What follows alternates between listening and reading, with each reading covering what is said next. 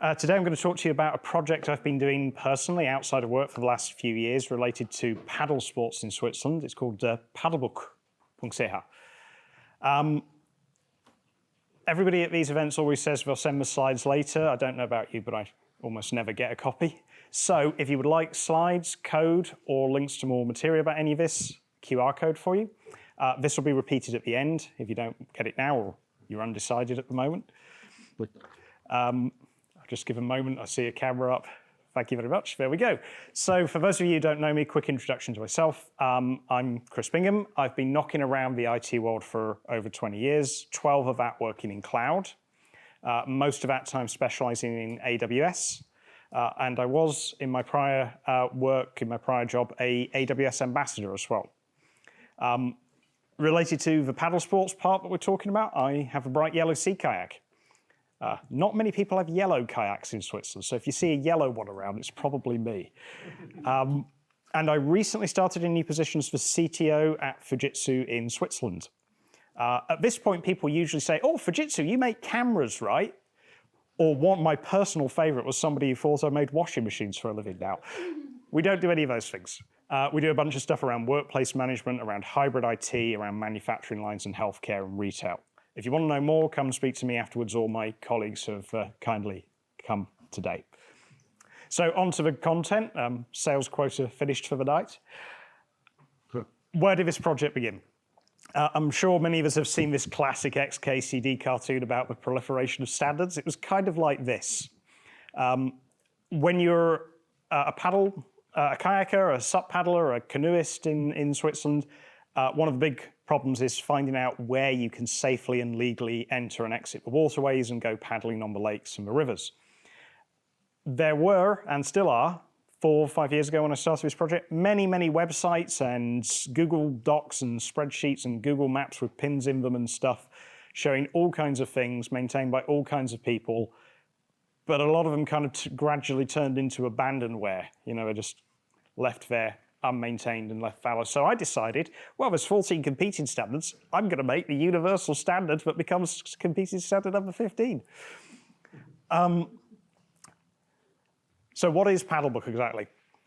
For anybody who, just quick show of hands, anybody paddle a SUP, a kayak, a canoe? A couple of people. Excellent, this is for you. So you may be familiar with rivermap.org. Very storied, very long-running project around Europe to document this kind of information for whitewater paddling. Basically, I'm trying to do the same thing, but for non-whitewater paddlers. So the aims are to take all of that geospatial data, to use the technical term, that you need to plan a safe and legal, big problem if you speak to Pro Nature here in Switzerland, legal journey on the lakes or rivers in Switzerland up to whitewater grade 2. And to make it freely and programmatically accessible for reuse, including for commercial reuse, by providing a reliable central storage point for all of the data. So in technical terms, it's a database with a website and an API in front of it. And this, to look locally here at Zurich, this is kind of what it looks like at the moment. We got a custom map, all of the data in terms of markers and a bit hard to see from the back of the room, but yellow points here around nature reserves and swimming areas and things like that, and information about what a particular spot has on it.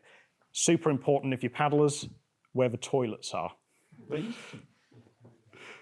You'd be amazed how many people requested that feature when I started. It was literally every person I spoke to. You've got to add toilets to it. So what are our KPIs for this project? What are the goals? Well, my goals going in were 0 and 0. 0 ops, 0 cost.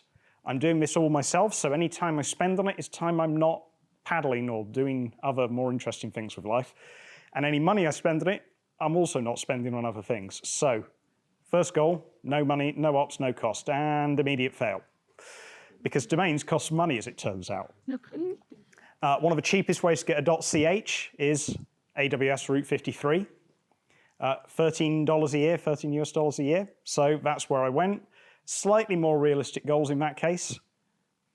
0 ops and about 1 franc a month, approximately, because $13 converted to francs divided by 12 is a little bit more than 1 franc a month, but let's go with that.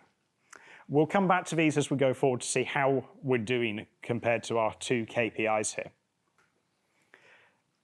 And that brings us to version 1.0, the first successful build. I built this with Gatsby Cloud and Gatsby.js as the SSR framework, Graph CMS as a headless GraphQL content management system, and Mapbox for the map tiles. Why did I choose those technologies? Because I found the tutorial. I found the tutorial that built something very similar to what I wanted, so I just, it was open source, so I copied it, forked it, and went from there. First successful build, very appropriately, occurred during a kayaking trip along the RA. I was with a group. We were doing a 2-day trip from Interlaken all the way out to, where does the RA empty out now? Bielefeld, I think it is, off memory. And in a campsite in the middle of the RA was when this laptop produced the first successful build of the project. That build established visual design and the UX, which persists to this day. I've not invested time in substantially changing them since. It also included something that wasn't repeated subsequently, initial data ingestion. So I had collected a bunch of data in spreadsheets, and I also decided to ingest a bunch of data from OpenStreetMap to get the nature reserves and the geospatial coordinates of all the lakes and rivers.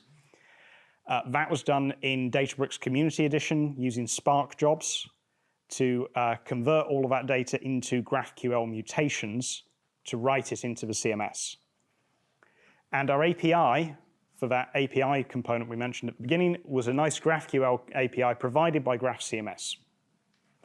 All very good and wonderful. Architecture looked a bit like this. So as we said, GitHub's pulling data from Excel and OpenStreetMaps, GraphQL mutations into the CMS. Gatsby Cloud provided both the CI/CD pipeline and the hosting, which was wonderful. Mapbox for the map tiles with a customized map style to highlight the features relevant to paddle sports. Route 53 for our DNS, and GitHub for the code. All pretty standard, I imagine. A lot of this is familiar to people. How are we doing against our actuals? We're still good. I'm using the free tier on Graph CMS, and I'm using the free tier on Gatsby Cloud, so no cost there. All I've got is the domain name. No ops, because once it's up and running, it's a static site, so all good and wonderful, but oh dear. Entropy strikes and things change. Gatsby Cloud, they changed their free tier. They shrunk it down a lot. Paddlebook was way too big. Didn't fit anymore. Had to find new hosting in a hurry. And new CI/CD build pipeline, because I've lost that too now. So being an AWS specialist and an AWS ambassador, where do I look for a zero ops, zero cost replacement? Amazon, of course. Amazon have a service called Amplify. It does way more than I use it for. It's for building web and mobile apps with integrated backends and all kinds of fancy stuff on top of that. But for my purposes, what it provides is a nice CI/CD system for Node.js-based web apps and hosting integrated into it via S3 and CloudFront. However, moving there did require some code changes, specifically around header configurations and security config. Gatsby Cloud, very unsurprisingly I imagine, provides a Gatsby.js plugin for configuring all of these things, the headers and such, and the permissions on the HTTP permissions. That I had to convert into CloudFormation on Amazon to configure the Amplify app. Full code for both of these, all in the Git repo, linked via the QR code if you want to look at it in detail and at the full history and all of my mistakes along the way. So how did this change the architecture? Not much at all. We just replaced Gatsby Cloud with Amplify, and all was good and wonderful, but it did impact our KPIs a little bit, because nothing on Amazon is ever truly free. But good news, it is very cheap. Most of the extra franc or so of cost per month is in builds, the running of the build pipeline to build updates to the site. Very little of it is in hosting. There aren't enough paddle sports people in Switzerland to really challenge CloudFront on either the technical or the billing front. So we're still pretty good. So, it's lost connection. There we go. What next? Next is a non-technical topic. Licensing. I mentioned in the title, this is an open data project as well as open source from a software perspective. Open data means anyone can come along and reuse the data, but in order for that to be true, we have to have clear licensing. Now, I inherited a bunch of data from OpenStreetMap, as I said. OpenStreetMap uses what for me as a non-lawyer is a pretty complex looking license called the Open Database License, ODBL. So I have to keep the ODBL on the database overall and on the data from OpenStreetMap. But fortunately, ODBL does allow me to use different license terms for specific items in the database. So to protect my own sanity and avoid needing to hire a lawyer, I went with Creative Commons by SA. So with attribution and commercial license usage permitted, and share alike, very important. However, this now meant data lineage tracking was suddenly really important because which license I need to put on the data depends on where it came from. And it also legally, from an ODBL point of view, means I need to provide an API or something like an API for people to get the data from. All of this meant the schema had to change. And a side note at this point, I'd like to thank Tim from the rivermap.org team. He helped me out a lot with this because Rivermap had already solved a lot of these kinds of issues in the past. So, evolving the data schema. This on the your right, my left, is the full current schema of the data in OpenStreetMap, in Paddlebook. You can see we've got a bunch of dimension tables and a bunch of fact tables. Not clearly laid out, I'm afraid. In order to add the data licensing, I had to add two dimension tables, one that tracks the data license types and one that tracks data source types, and that is then referenced by all of the other tables. This adds in the ability that people can always trace back the licenses to the URLs of the original source text for the licenses if they have any questions. So that's great. With fixed data licensing, we have open data. The API is provided by Graph CMS, who have just renamed themselves to HighGraph. Oh dear, HighGraph changes their terms and conditions. Two things happened. One, free tier shrank, and once again, Paddelbook is now too big to fit in the free tier of the service, but more impactfully for me, open source plugin for integrating their CMS with Gatsby.js static sites is abandoned. They stopped dev on it. But it's open source, right? It's going to be fine because it's open source. No, nobody else is maintaining it. It's instantly abandoned where I start having broken builds left, right, and center because it's not updating. It's not keeping parity with changes in other packages. So this means I now need to have another migration. And this time, it's data. If you ever done migrations, you know data is the worst part. I looked at a whole bunch of different options. I was trying to find a nice open source, serverless, headless CMS I could maybe deploy. There aren't any. So I went with one called Contentful. Why did I choose Contentful? They have a free tier that's big enough, more than big enough for Paddelbook. And it's also the CMS I was already using on my personal blog, cloudypandas.ch. Hence the yellow panda icon at the beginning. Bit of a challenge though. They have very different rich text formats. HighGraph, Graph CMS used Markdown. Contentful uses a proprietary JSON format. So as part of this migration, I'm going to have to transform the data. And the schema I showed you before was actually the after migration schema. The pre-migration schema in HighGraph was getting a bit messy from all the expansion. So I decided I was going to do a bit of schema evolution and clean everything up along the way, make the naming consistent. So our goal is still zero op, zero cost. What's the zero op, zero cost way to migrate and transform the entire contents of a CMS? Well, naturally, I'm going to go to AWS and serverless. The main structure of the migration process was a Python glue job. This glue job did all of the heavy lift, pulling the data out of HighGraph, doing all the transforms and schema evolution, and injecting it into the new Contentful CMS. Node.js Lambda function came along with this. So very handily, Contentful provide a little NPM package that would do the translation from Markdown to their proprietary format, but you can't run Node.js in a glue job. So therefore, I've got a little Lambda function that does that, and the glue job calls the Lambda function when required. Now, I don't want to be writing a glue job and a Lambda function for every table and every schema of every table, so we want to parameterize them. In AWS, that means we're going to SSM parameter store, Systems Manager parameter store.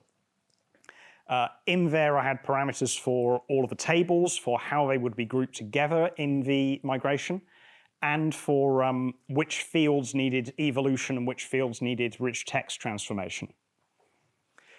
The Python glue job would read all of these and react accordingly to perform the migration correctly. And then I need to orchestrate it all. Serverless orchestration in AWS means step functions. Now, if you've worked in the cloud world or in the AWS world, you'll notice the trifecta here of glue, lambda, step functions. That's pretty much your classic serverless workflow stack in AWS. So how do we organize the migration process? Obviously, we start with the dimension tables. Apologies for text, it might be a little small for people at the back, but slides available for download. So all the dimension tables can be done at once. Those are all the tables with type at the end of the name. Maximizing parallelization here to get the fastest possible migration. That's because in the cloud environment, it doesn't matter for cost whether you do things serially or parallelly. And we have infinite horizontal scale out, more or less. So we may as well leverage it. Then we have to cycle through our fact tables based on how they cross-reference each other. Waterway, the lakes and the rivers themselves, is one of the core fact tables. It gets referenced by virtually everything else, so that came next. Static page isn't actually referenced by anything, so I just threw that in there to get some more parallelization going. Then we could do protected areas and spots, and then the last two, obstacles, dams and things like that, and waterway event notices. Things for cantons and authorities tell Swiss Canoe are going to happen on the waterways that impact availability that we try to publish on Rivermap and on paddelbuch.ch. So serverless, orchestrated, parallel migration. How did that go? Migration runtime, about 40 to 50 minutes. Most of that runtime is because I put a lot of randomized exponential backoff stuff into the way the glue job would interact with the APIs of both CMSs. Because I'm using the free tier, I've got a low quota and a low threshold on usage. So I've got no time constraints on the migration, so I may as well have some randomization and some backoff there. Could be a lot faster if I were paying for the services and had higher quotas, and I removed some of that. But cost-wise, I really liked this number.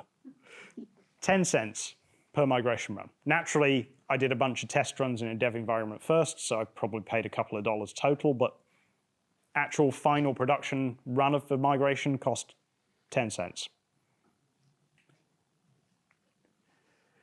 What changed after the migration? The second migration? Yeah, this is relating to what Carol was talking about data plumbing and dependencies here. Being a static front end, all the data plumbing is in the code that builds the front end. And I've just changed all of the data backend out. So now I've got to rip out all of that plumbing and do it all again. No UX or UI changes, just completely reworking all of the data connections. Bigger problem, I lost the API. Contentful naturally has a GraphQL API and other APIs, but none that I can easily and safely make public. And that's a license problem. Plus backups. I put in a super hacky, super not production grade backup system where webhooks, when the data changed, would trigger a dump of individual items as JSON to an S3 bucket. Probably not actually restorable without manually copying and pasting everything. But at the time, that was something that's marginally better than nothing. All of this migration did not really impact our actuals because I'm still using a free tier on Contentful. So our KPIs are still good-ish. Although now we have to say very approximately 0 ops, because now I'm doing ops I didn't want to do.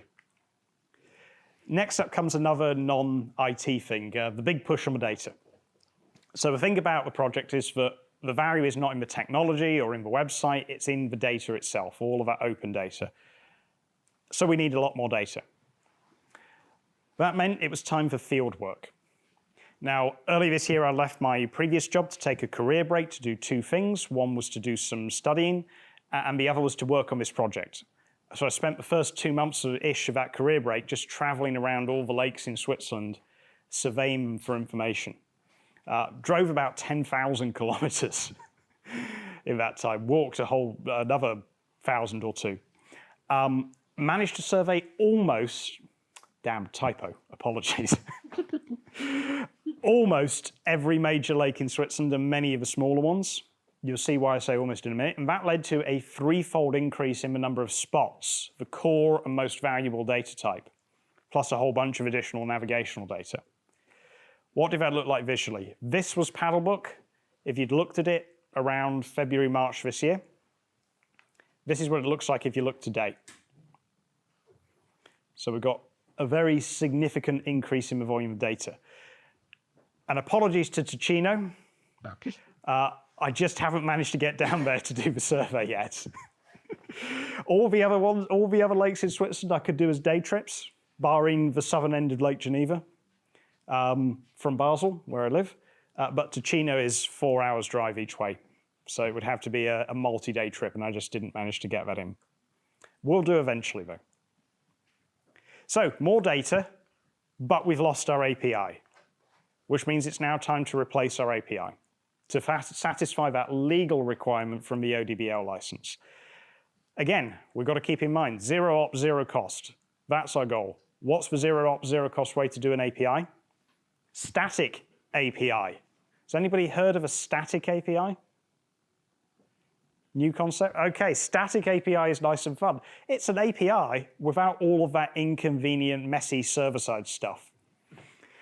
So it doesn't have any query abilities or anything like that. It basically amounts to flat files for download. But they're in very nicely, easy-to-consume programmatic formats like JSON. Fortunately, there's a Gatsby plugin for doing that.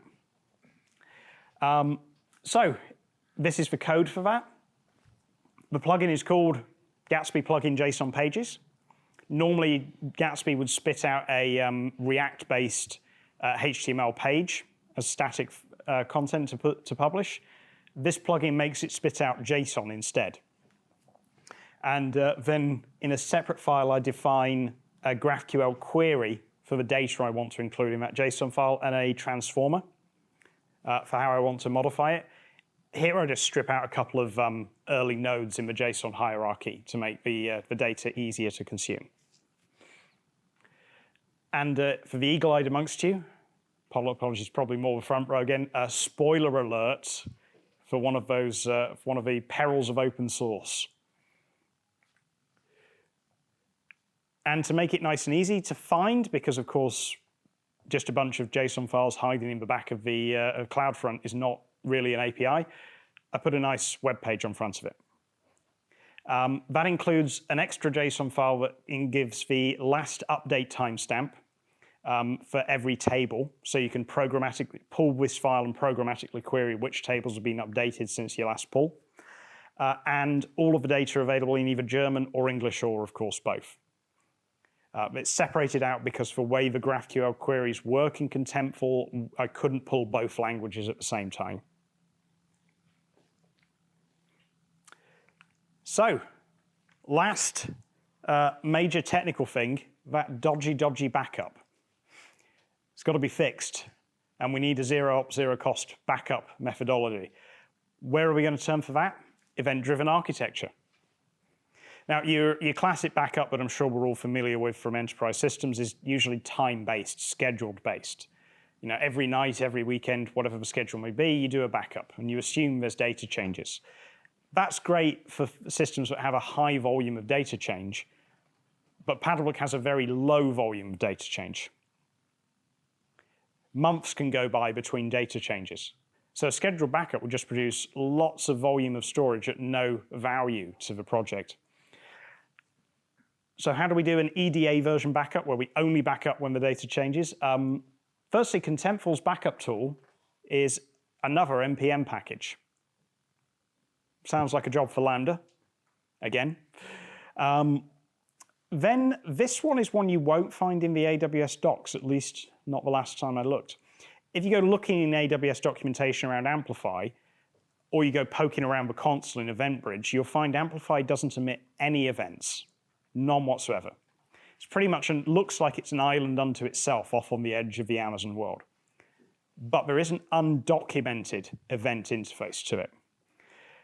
That is, if you configure your Amplify app to emit an email notification on build status, the way it achieves that, being that AWS always reuse their own services, is that it creates an SNS topic and registers your email to it. So I already had email notifications because, of course, I want to know when my builds work or don't. So I just hooked into the SNS topic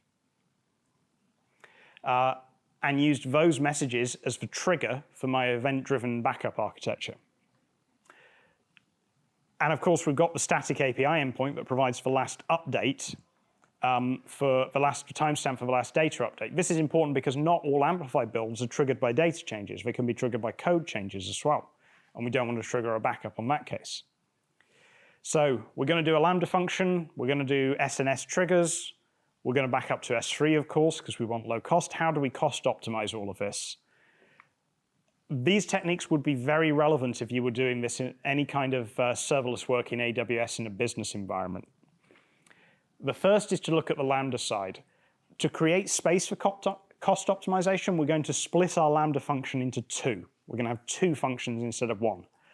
The first will determine if a backup needs to be performed, and the second will perform a backup if the first one emits an event saying perform backup. What this means is that the heavyweight package, the Contentful NPM package that does the backup, that takes up a lot of memory, is only loaded if we actually need to perform a backup. Our first Lambda function, therefore, can have the absolute minimum memory footprint and thus the lowest startup time and the fastest runtime. I also ordered the code in such a way that if it's going to come out with a no, it comes out with a no early, before other stuff is loaded as much as possible. Again, to minimize the runtime. Lambda being charged by the millisecond, every millisecond counts. I should note it's like fractions of a cent per millisecond, but you know, I'm heading for zero cost here, that's the point. Then on the storage side, backup, if you think about it, is quite WERN, which is a term I've just made up for the sake of it. We like making up names in IT, don't we? Read once, read never. I mean, how many times have you restored from backup in the last month, in the last quarter? Hopefully very few. So the chances are I'm going to write these backups and then never read them again. They're just going to sit there until they age out and get deleted. This is where S3's storage classes can be really impactful on cost. So for the initial storage, where I want it to be readily accessible, even if I'm very unlikely to use it, just in case, I went with S3 standard infrequent access. What this does compared to normal S3 costs is it reduces the gigabyte per gigabyte costs, but it increases the retrieval cost. So the query cost for getting the data back goes higher. There's also a minimum object size of, I believe it's 128 kilobytes, and a minimum storage time of 30 days. And if you delete earlier, you pay as if you'd stored for 30 days. So for 60 days, I'm going to keep everything in S3 standard IA. Then I do want to keep things longer, so I've got history and I've got options for the future. So for longer term, that kind of implies Glacier. There's a number of different tiers of S3 Glacier on Amazon. The deepest is called Deep Archive. This is the absolute lowest cost per gigabyte. It's super, super cheap to store stuff there, but you have to store it there for at least 180 days. And there are very high retrieval costs compared to the other S3 layers. So I'm going to keep it in S3 Deep Archive for 3 years. Sounds like a good number. What does that look like from an architecture perspective? for our whole backup system. So our Amplify app emits an SNS notification when a build starts or when a build completes. Complete can be success or failure. We have our first Lambda function, the little filtering one. It reads the SNS messages. If it's a started or a failed message, ignore it, stop there. If it's a success message, it loads up SQS libraries and sends an SQS message into an SQS FIFO queue. First in, first out. I'm using a FIFO queue here because that lets me do deduplication. Now, oh, sorry, I've missed a step. The Lambda function also reads the index, the update index from the API and determines if the data has been updated in the last 10 minutes or so, because builds take a bit less than 10 minutes. The FIFO queue, to come back to that, lets me do deduplication. If I have multiple builds in quick succession, say I spot a problem with the data and I decide I want to correct it, triggering a second build or something like that, this Lambda function would then emit multiple messages in rapid succession. I don't want that to trigger multiple backups.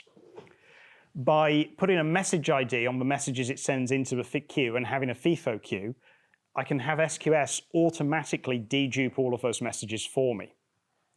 So if in the event there's multiple builds in rapid succession and multiple backup triggers get fired, SQS will compact it down to one event for me without me having to write any code to do it. SQS is then being listened to by a consumer in another Lambda function. So Lambda is listening for messages on the queue. If there's a message on the queue, it triggers the function to read the queue, read the message, and react to it. That backup function contains the npm package that does the export from Contentful and writes out to S3.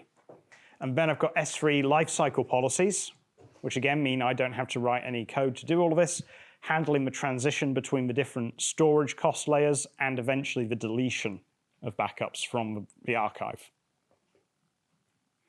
How is all of this event-driven architecture impacting our KPIs? Well, not really at all. Like I said, every millisecond counts in Lambda, but each millisecond is super cheap. And I forget the numbers offhand, I'm afraid. The first Lambda function is like tens of milliseconds. The second is longer. The second Lambda function is longer. It's like several minutes to run because of the need to pull all the data and compress it. But nonetheless, the total overall impact across a year is so negligible on the cost, a matter of a couple of cents per month equivalent. And now I've got backups that are kept for several years. So that brings us to the current state of the project and the system. In the description in Meetup, I promised I'd talk about the perils of open source in this project. So let's get to that. First, I'd like to say this project would not be possible without OSS at all. So this is not a knock on open source. It is rather think of it as things to watch out for when using open source software in a project. As I mentioned at multiple points, stalked by build failures left, right, and center throughout the last 4.5 years of working on this, for three core reasons. The first was package abandonment. I pull in a package from NPM, from PyPy, wherever it may be. I depend on it, then suddenly it gets abandoned. It's no longer updated, and the next time a related package or a framework like Gatsby gets updated, suddenly my builds break because the dependent package is no longer being maintained. This actually, as we said, forced a full switch of CMS and a data migration at one point. The second is maintainers who may not be doing all that much maintenance. I had a couple of cases where a package I depended on, again, was nominally still there, but maintenance was occurring so infrequently that it fell behind the updates on the core frameworks in the project. And that would then prevent me from upgrading those frameworks to use other packages and new features and so on. I've tried opening issues and all the usual methods, no responses, so I ended up having to fork projects and just to keep the project running and do my own modifications. And the last one, which is one I'd never encountered before this project, NPM packages just straight up disappearing off the face of the earth with no warning. That actually is why I had the big spoiler alert arrow before. You may have noticed that the npm package had my name as the publisher on it. That's because the package that produced those JSON pages for the API, for the static API, one day I came to do a build failed. Package no longer exists in npm, completely gone. GitHub repository, deleted, disappeared off the face of the earth. No trace of it left. No idea why. So I wound up having to dive into a past build, pull out the code, republish it as my own npm package crucially, with attribution, not claiming it as my own work, just to keep the thing running. All of this points to a key thing in commercial and business context when working with OSS, supply chain management.